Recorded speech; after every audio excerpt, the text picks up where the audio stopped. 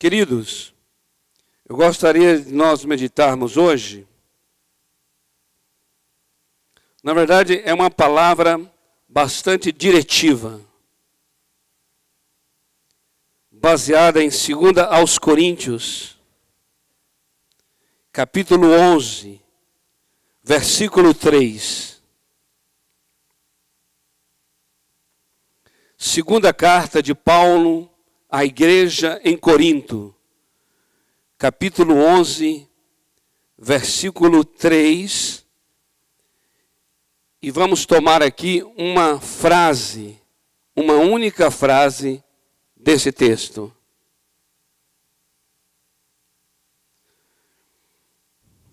O texto diz assim: mas temo que assim como a serpente enganou a Eva com a sua astúcia, assim também sejam de alguma sorte corrompidos os vossos entendimentos e se apartem da simplicidade e da pureza que há em Cristo. Vamos orar? Pai amado, em nome do Senhor Jesus, o Espírito Santo, Espírito que nos conduz à verdade, conduza-nos agora a toda a verdade. Espírito Santo, ajuda-nos agora. A palavra do Senhor não volte vazia. A palavra do Senhor não voltará vazia. A palavra do Senhor prosperará para aquilo que será enviada, e a palavra do Senhor realizará aquilo que agrada ao coração do Senhor. E o teu nome será glorificado através dos frutos desta palavra. Espírito Santo, ajuda-nos. Espírito Santo, vem tua graça, tua unção. Espírito Santo, abra nossos olhos. Espírito Santo, os nossos ouvidos sejam abertos, o nosso entendimento aberto. Nós recebemos a tua palavra. A autoridade do Senhor está nesta casa. A presença do Senhor está neste lugar. Nós oramos agora para que esta presença se manifeste pela tua palavra de uma maneira impactante, transformadora. Em nome do Senhor Jesus Cristo. Amém. Amém, amados? Glória a Deus. A frase que eu mencionei aos irmãos é a frase apartar da simplicidade. Apartar da simplicidade. Da simplicidade que há em Cristo. Apartar quer dizer distanciar. O texto, ele dá a entender que o entendimento nosso, ele é corrompido. Corrompido quer dizer quando rompe, corrompe, algo rompe. E esse romper significa que no decorrer do tempo, o tempo vai passando. É como se nós tomássemos a fibra de um pano e você exercesse uma força contrária puxando esse pano e as fibras do pano rompem. Esse é o sentido de corrompe. Isso quer dizer que ao longo dos anos nós não estamos dando conta que estamos nos apartando. Nos apartando é nos afastando, nos distanciando da simplicidade que há em Cristo.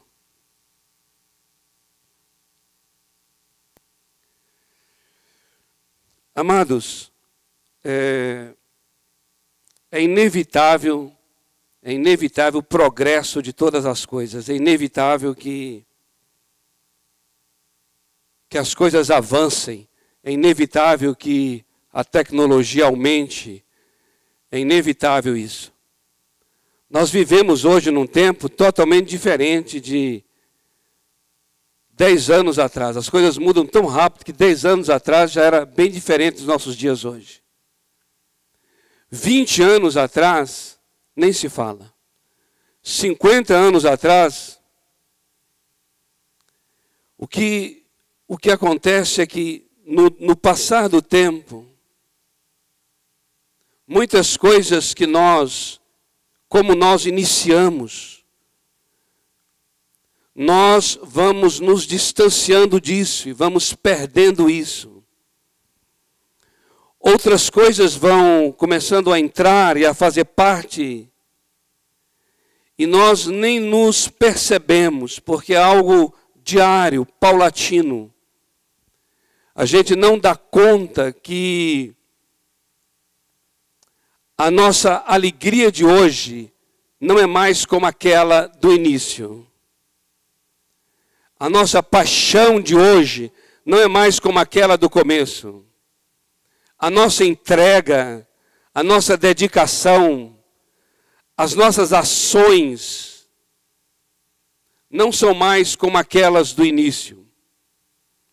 A gente não dá conta que a nossa ousadia inicial era algo assim que hoje, se te contam sobre você, até você fica dizendo assim: meu Deus, eu já fiz isso. Eu falava assim. Eu era tão ousado dessa maneira. E aí nós começamos a confundir maturidade com frieza. Começamos a confundir que agora somos pessoas mais maduras. Não temos mais a mesma força que tínhamos há 20 anos. É verdade, fisicamente eu garanto a você que eu era muito mais dinâmico. Há 30 anos atrás, eu estou com 45. Meu Deus, falar 30 anos atrás. 30 anos atrás eu estava vivo. Meu Deus do céu. Com certeza, tem muitas coisas, amados, que mudaram mesmo. E eu diria, é necessário que mude.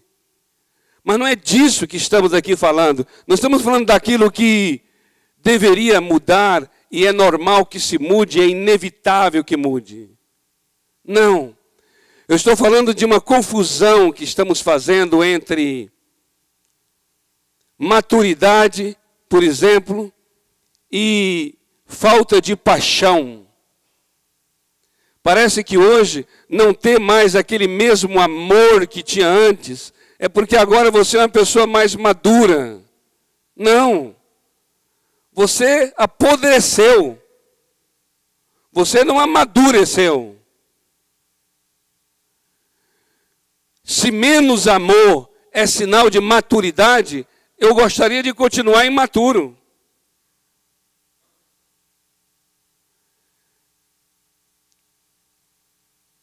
Se menos alegria é sinal de maturidade, eu gostaria de continuar imaturo. O que nós entendemos pela palavra é de um renovo, é de um degrau de glória a um outro degrau de glória. É novidade de vida, ou seja, é uma alegria que se renova, é um amor que se renova. Mas é interessante como, inicialmente, as coisas eram diferentes. As pessoas falam assim, no início, aquela pessoa, quando começou a vida cristã, nos seus primeiros passos, essa pessoa ela era tão apaixonada por Jesus, que ela anunciava o Senhor Jesus a todas as pessoas. E aí, normalmente, naturalmente, no decorrer do tempo, ela hoje não tem mais esse anúncio do Senhor Jesus. E isso é interpretado como ele é uma pessoa agora mais madura, ele deixa então que essa euforia fique com a pessoa que está começando. Se esse calor, se essa euforia por Jesus, se essa vontade imensa, se esse desejo ardente de anunciar Jesus é somente para a fase infantil da nossa vida cristã, é apenas para os primeiros passos, se isso está na Bíblia, que é somente para essa fase inicial, então eu não gostaria de ter crescido. Eu não quero crescer. Mas nós entendemos pela palavra que não se trata de algo reservado somente para um tempo.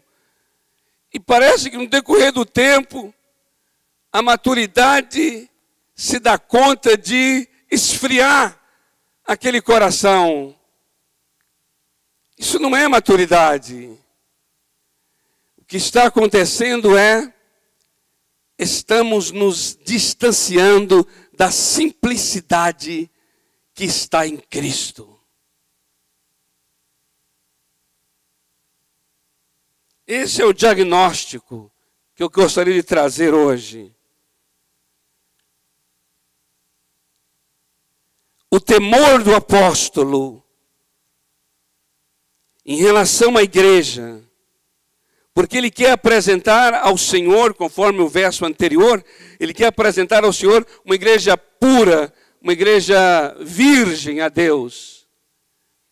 E ele está ali se dando e se gastando em favor dessa igreja. E o temor dele em relação à igreja, que inicia o verso 3, ele dizendo, mas eu temo. O zelo que ele tem, esse temor está hoje. Esse temor existe hoje.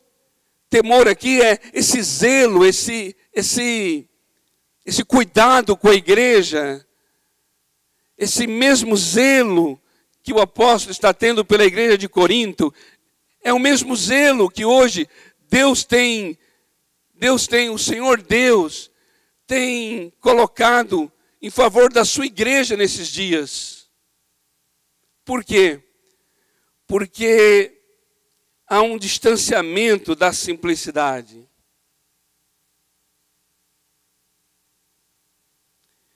Aqui diz também da pureza, mas eu quero ficar hoje só com a palavra simplicidade.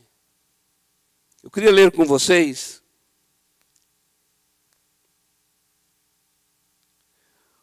o livro de Deuteronômio, capítulo 8, a partir do versículo 6. Abra a tua Bíblia lá, Deuteronômio 8.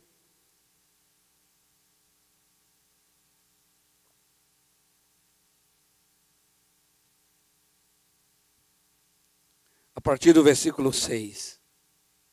Vai dizer assim, e guardarás os mandamentos do Senhor teu Deus, para andares nos seus caminhos e para o temeres.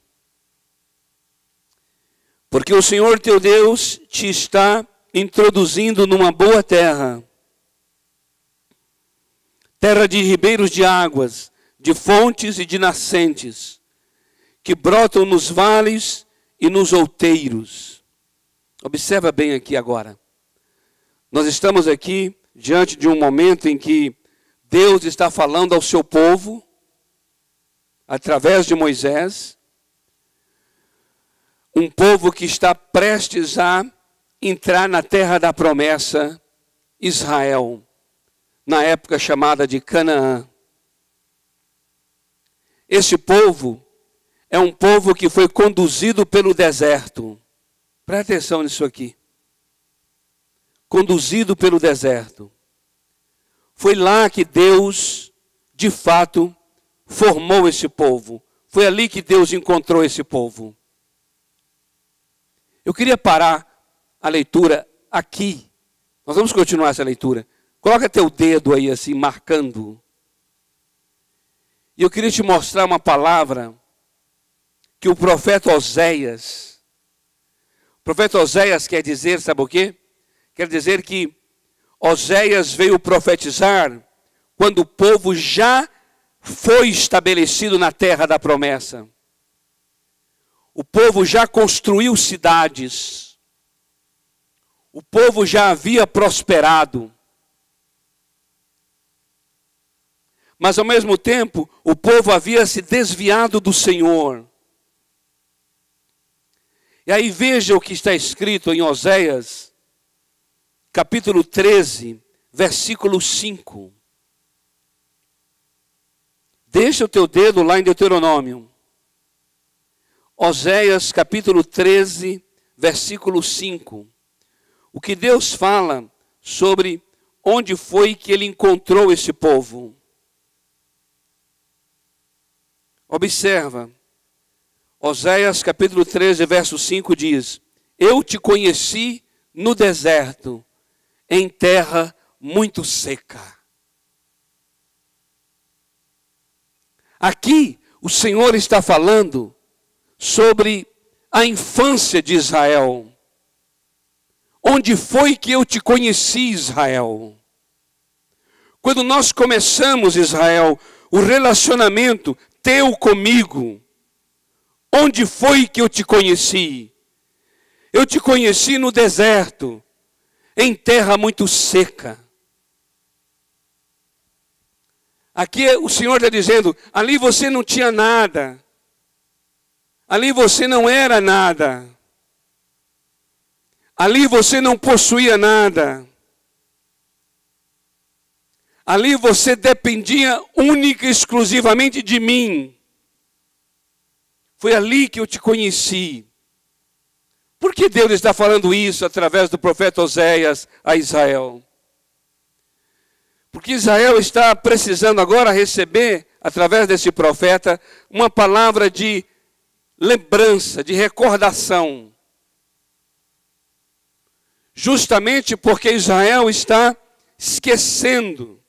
Israel agora maduro, presta atenção, Israel agora maduro, estabelecido na terra, nação constituída agora em Estado, nação-Estado, tem uma monarquia, tem um rei, tem muitos reis já passaram até chegar o profeta Oséias. Um povo que já havia manipulado o ferro, o bronze, e já havia transformado a matéria-prima em a riqueza da terra de Israel. Israel já havia manipulado a matéria-prima bruta e transformado já em patrimônio, em bens. E, no entanto, essa nação agora madura havia esquecido de quê? Do lugar onde tudo começou, onde a relação começou. E por isso estava agora também se esquecendo de Deus. Por isso Deus levanta Oséias para dizer assim: eu te conheci, Israel, no deserto, em terra muito seca. Quando o Senhor veio a você e a mim, onde é que nós estávamos? Quem nós éramos? Há quantos anos atrás isso aconteceu? Aqui nesse local aqui, eu acredito que nós temos datas aqui, as mais variadas, né? Uns há 5 anos, outros há 2 anos, outros há 20 anos, outros há 30 anos. Mas não importa que a data, com certeza o Senhor também nos conheceu no deserto, numa terra muito seca. E ali nós não tínhamos nada, aprendemos a confiar no Senhor e somente no Senhor. Ali nós não tínhamos nada e aprendemos a andar por fé. Andar por fé, fé em Deus. Começamos a aprender sobre fé. Começamos a aprender sobre Espírito Santo. Começamos a ter experiências com o Espírito Santo. começamos aquele amor tão grande de Jesus no coração, que nós não medíamos esforços para anunciá-lo, proclamá-lo. Não medíamos esforços para ir em lugares distantes, para ouvir a palavra. Não medíamos esforços. Por quê? Porque nossa condição era essa. Estávamos em deserto, em terra muito seca. Portanto, dependíamos só de Deus.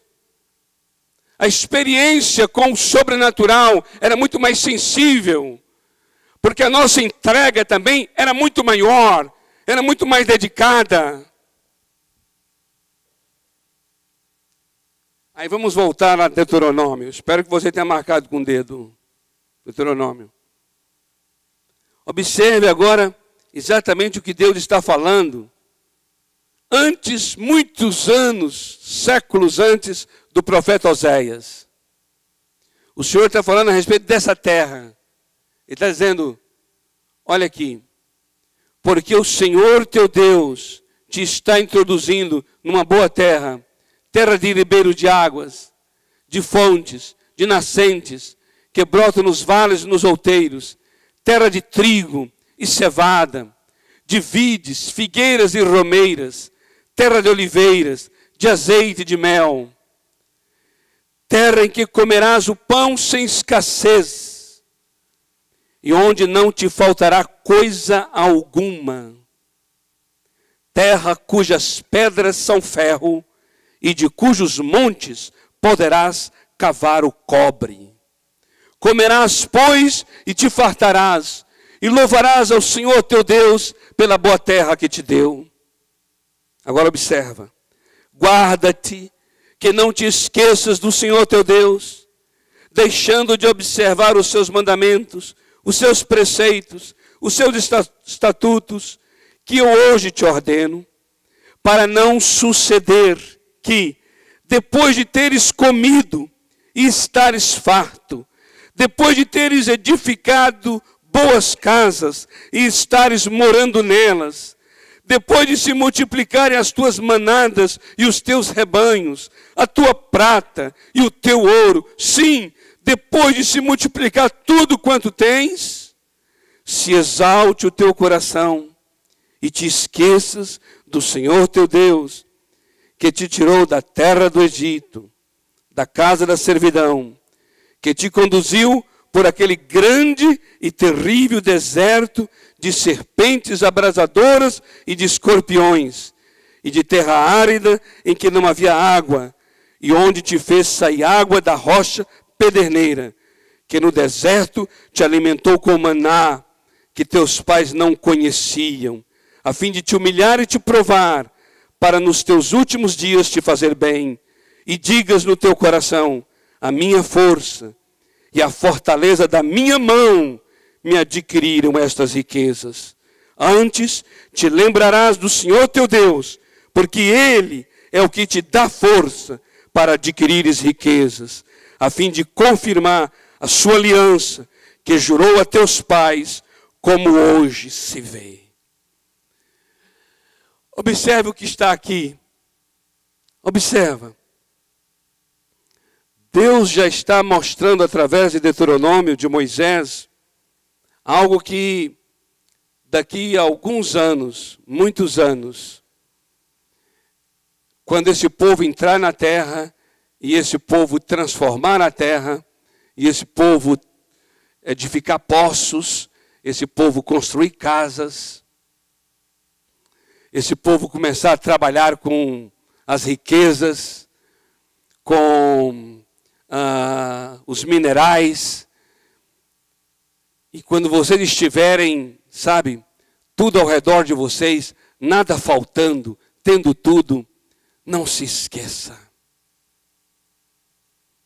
que fui eu que dei tudo isso. Não digas em teu coração que foi você, com a tua força, que adquiriu essas riquezas. Amados, quando eu comecei a olhar esse texto, eu observei muito a história da igreja de um modo geral e a história das igrejas locais. A história da igreja, de um modo geral, e a história das igrejas locais. O advento da urbanização, em que a igreja deixou a vida rural e passou para a vida urbana. A revolução industrial que aconteceu, em que as pessoas deixaram o trabalho manual e passaram agora a ter o trabalho das máquinas, a indústria. Eu comecei a observar que esse espírito, o espírito da urbanização, o espírito inevitável da urbanização e o espírito inevitável da industrialização afetou profundamente a vida da igreja. Por quê? Porque quando tudo havia começado, começou na simplicidade. Simplicidade essa que estava muito ligada a um cenário muito rudimentar, a um cenário muito simples. Mas com a transição da vida rural para a vida urbana, com a transição do manual para o industrial, afetou a igreja de um modo geral. Esse espírito afetou a igreja. Porque simplicidade não é sinônimo de pobreza, não é sinônimo de ausência de recursos. Simplicidade é algo que pode acontecer tanto quando tudo me falta, quando eu possuo tudo. Eu posso ser simples, não tendo microfone, não tendo instrumentos, não tendo nada aqui para tocar, e a gente tendo que cantar na garganta. Isso pode ser uma coisa simples, como simplicidade pode acontecer eu tendo toda essa tecnologia, essa e outras mais avançadas. Eu posso continuar numa atitude simples, porque essa simplicidade que está falando aí na palavra, que nos apartamos de Cristo, não tem nada a ver com ter ou não ter. Mas o que aconteceu é que, quando saímos daquilo que é o começo de tudo, em que as coisas muitas vezes eram mais difíceis até, eram mais escassas. Quando nós saímos daquele ambiente onde as coisas começaram, e começamos a possuir, começamos a adquirir, começamos agora a não andar mais de bicicleta, mas a ter um carro. Começamos a adquirir patrimônios. Não deveria afetar a nossa simplicidade, mas infelizmente afetou. As pessoas ficaram mais sofisticadas. E isso, no que diz respeito à igreja, observa bem, é interessante quando isso diz respeito à igreja. Você conhece gente que não tinha nada e é gente simples. Hoje tem tudo e continua simples, não é verdade? Agora, pensa o quanto pessoas é o que mais a gente talvez vê. Não tinha nada, era muito simples, tem tudo, deixou aquela simplicidade. Vamos pensar agora na igreja.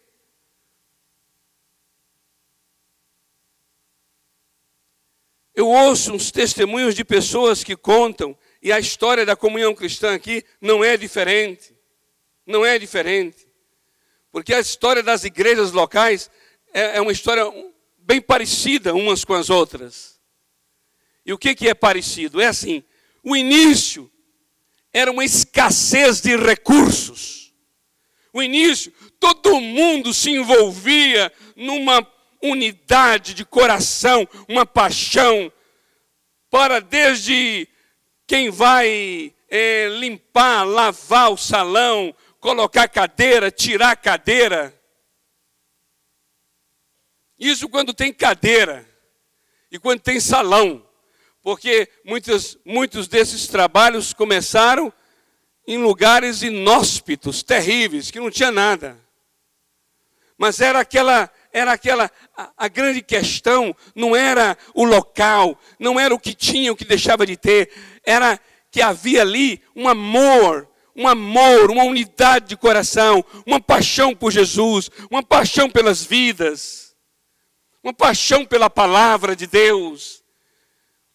E ao longo do tempo, começamos a adquirir salões, adquirir cadeiras, adquirir toda a parafernália, adquirir conhecimento, adquirir livros, adquirir isso, adquirir aquilo, adquirir recursos, dinheiro.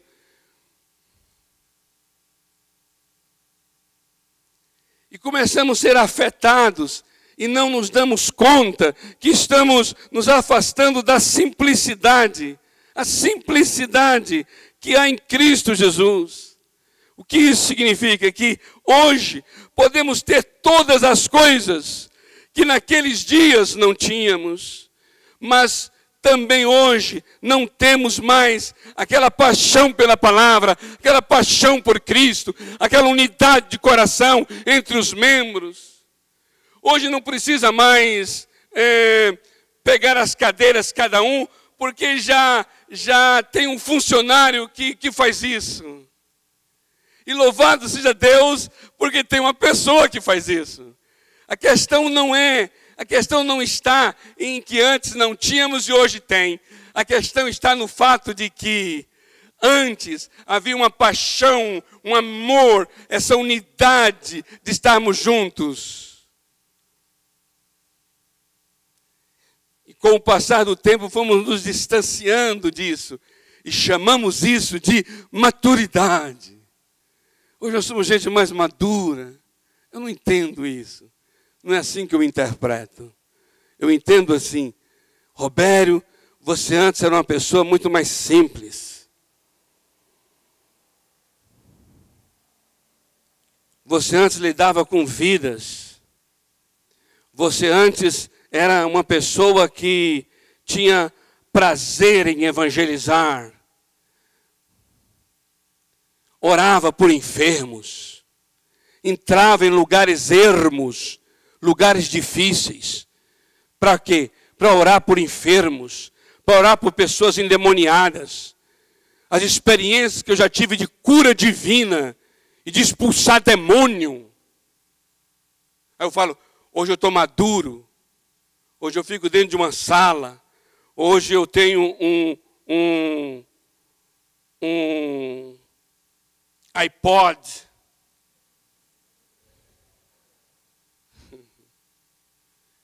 Aí Deus fala, não pode. Hoje você tem iPod, mas não tem mais poder para cura e para expulsar demônio.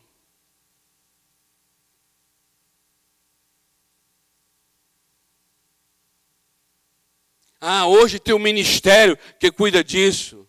É o pessoal do evangelismo e o pessoal da libertação. Sofisticamos, transferimos as responsabilidades. Se há quem faça, por que eu vou fazer? Hoje carregamos a arca no carro novo e não mais nos ombros, conforme a lei do Senhor, onde os levitas levam a arca do Senhor nos ombros. Não, hoje tem carro novo. Hoje tem um outro lugar que transporta. Por que vou eu levar nos ombros? Se tem hoje um veículo melhor, mais elaborado, mais high-tech, mais sofisticado. E o Senhor diz, volta à oração, o amor pela oração, o amor pela oração, o amor pelo jejum e pela oração que você tinha antes. Volta à simplicidade. Eu te conheci, rapaz, no deserto, numa terra muito seca. E naquele tempo você dependia só de mim, só do meu espírito. E agora você tem tanta coisa, tanto patrimônio, tanta coisa ao teu redor, que não depende tanto de mim hoje. Esqueceu de mim, rapaz, porque agora adquiriu tantas coisas. Você está usando o tesouro que eu te dei para construir altares para Baal. Você está usando os dons que eu te dou, usando todo o recurso que eu te dou. A dependência do início, onde ela está, rapaz? Onde está aquele rapaz que chorava no altar, que jejuava, que me clamava, que levantava as madrugadas? Hoje você tem dicionários para ler, que encurta o teu caminho, que traz os teus atalhos, mas você não tem mais aquela dedicação de joelhos, conforme foi no início. Você ardia em fé no início, você era consumido em amor no início. Onde está isso, rapaz?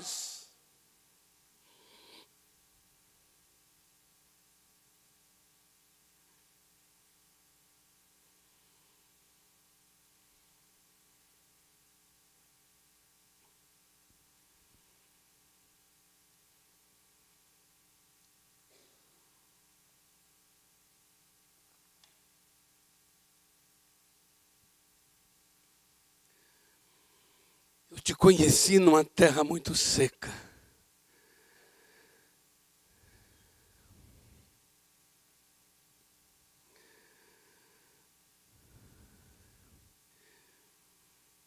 E nesse lugar você era muito mais apaixonado pela minha palavra, pelas Escrituras.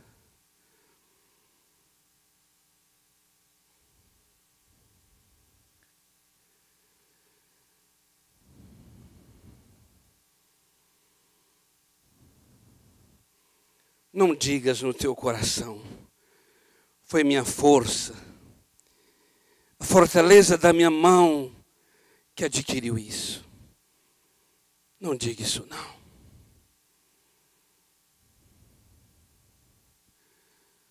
Você antes não tinha capacidade para nada, agora você tem capacidade. Você não tinha a prata, eu te dei a prata. Você não tinha a capacidade de manipular a prata, eu te dei a capacidade. Aí da prata você fez tuas riquezas. E agora você esqueceu de mim por causa das riquezas. Nunca esqueça, eu te conheci numa terra muito seca. Eu te chamei dentre as ovelhas do teu pai. Você pastoreava, você cheirava a ovelha. Foi lá quando você estava naquele lugar, rejeitado pelos seus irmãos, ali cuidando das ovelhas do teu pai, eu te chamei. E eu tirei você de dentro daquele aprisco e coloquei você para ser rei de Israel, para apacentar o meu povo. Quando você estiver com o teu cetro de rei, nunca esqueças do cajado. Nunca esqueças do cajado.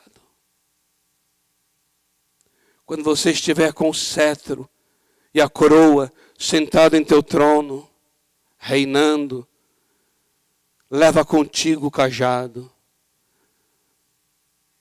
Essa madeira bruta, essa madeira tosca, o cajado, o cetro é bonito, o cetro é trabalhado, o cetro é de ouro, o cajado é de madeira, o cajado é simples.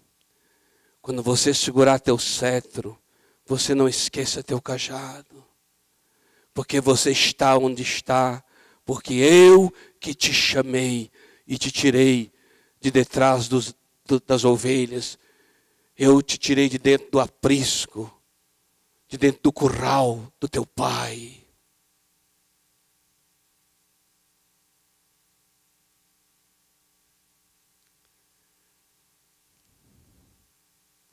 Mais ou menos no ano 53 da nossa era cristã, o Evangelho de Deus chegou com um poder tão grande numa cidade chamada Éfeso, através do apóstolo Paulo.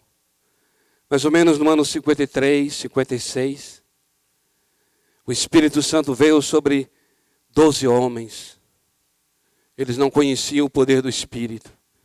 O Espírito veio sobre eles e eles começaram a profetizar, começaram a orar, a profetizar. O Evangelho foi anunciado numa escola chamada Escola de Tirano, onde vinha gente de vários lugares do mundo, passando por Éfeso. Em mais de 2 anos, o apóstolo Paulo pregou o Evangelho na cidade de Éfeso, mais ou menos no ano 53.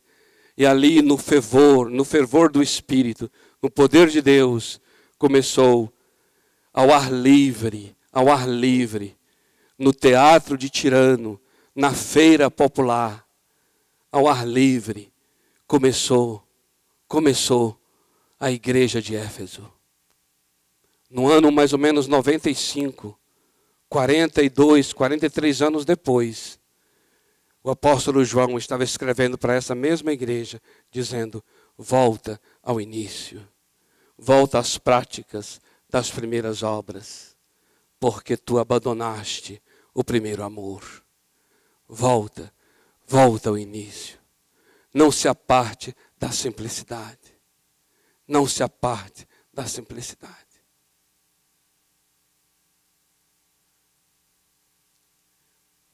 Nós vivemos outros tempos, amados. Como eu disse, essa é a grande verdade.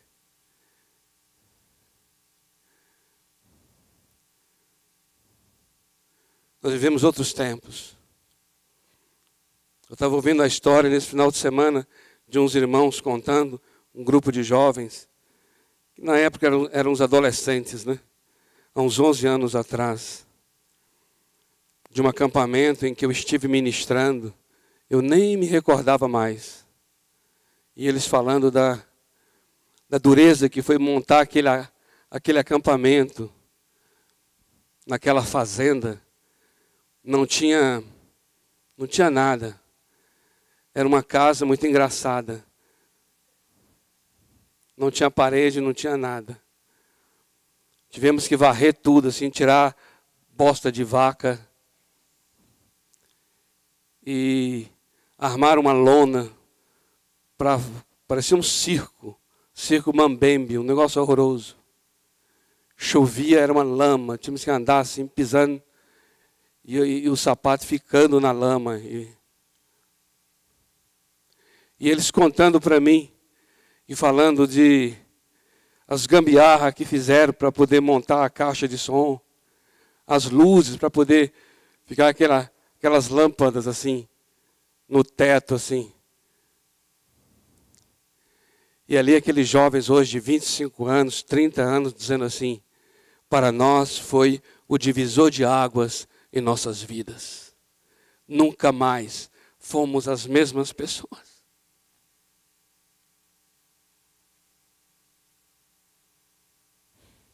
Nunca mais fomos as mesmas pessoas. Era muito poder de Deus ali. Era muito poder de Deus. Eu não estou dizendo que o poder de Deus estava ali por causa das gambiarras, não. E nem que o poder de Deus estava ali porque era uma lona quase caindo. Não era isso, não. Podia ficar um negócio bonito, bem organizado, sabe, telão com produção cinematográfica. Maravilha, não há problema nenhum nisso não, amados. Vocês estão compreendendo? A grande questão é assim, é que ali havia um coração puro, simples, ardente. E eu pergunto: Senhor, 11 anos, e hoje, esse coração puro, simples, ardente, agora com toda essa coisa maravilhosa, essa tecnologia ao redor, não pode, Senhor, continuar tendo um coração puro, simples e ardente? E até ser mais ardente hoje do que foi? Claro que pode, claro que tem, claro que deve. Por isso eu gostaria que a gente orasse. Exatamente isso que o Senhor Jesus escreve para a igreja de Éfeso. Lembra-te de onde você caiu. Lembra-te. Volta, volta, volta às práticas das primeiras obras. Você tocava, você amava tocar, você se ardia no coração em tocar. Aí hoje não toca mais, não está interessado em mais nada disso. E quando eu falo tocar, eu também incluo aqui qualquer outro ministério. Que tem pessoas aqui, amados, que já até iniciaram coisas para fazer. E o coração queimou fazendo essas coisas. Mas o decorrer do dia a dia, o decorrer do tempo, os afazeres e tantos fatores, tantas coisas, a obra do diabo também. O que veio fazer? Foi nos afastando dessa simplicidade. Hoje, quando falamos assim, mas você pode novamente, a pessoa fala, sabe,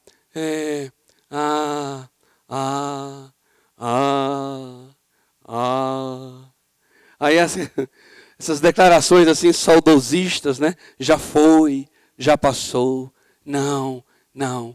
O arrependimento é tão poderoso que Deus nos faz voltar de novo. Ou Deus traz a nuvem de volta e diz assim, olha, não passou, não foi. Estou trazendo tempo aqui agora para você nesses dias. O arrependimento traz isso. Quando nós nos arrependemos, o Espírito Santo, Deus, começa a colocar em nós desejos que a gente nem imaginava ter de volta. Sonhos que não imaginava nem ter de volta. Visões que não imaginava ter de volta. A gente começa assim já, meu Deus, que isso está acontecendo? É o Senhor trazendo. É o Senhor dizendo assim, olha a nuvem passando aí. Você pensava que ela tinha ido embora. Você pensava que tinha perdido. Perdeu não. Estou trazendo. Olha aí. Entra debaixo dessa nuvem novamente. Não deixe a oportunidade passar. Em nome de Jesus. Amém? Faz sentido no seu coração? Faz sentido no seu coração? Olha, se faz sentido no seu coração, vamos ficar em pé para a gente orar.